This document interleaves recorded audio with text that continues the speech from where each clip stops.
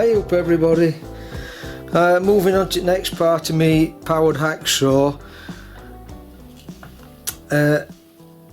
I'll show you on the saw. I've got all the pieces fitted together now. I've got the main body just about completed now. That's the fixed jaw, the body and the guide arm. So what's left to do then is the crank arm, which moves the connecting rod. I've got to make the saw frame and the movable jaw components, and I've also got to put the guide arm slider bars in and make those.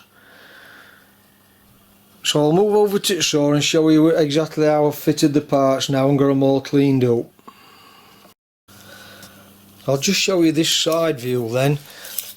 I'll manage to get this completed with a maximum of 20" long once I've got the vise on, so it's a lot more compacted than the other one.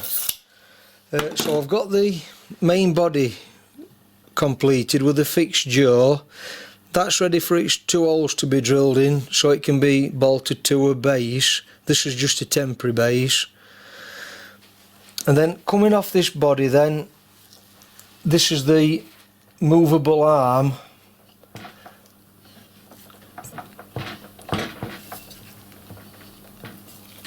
Where the slide bars come off here.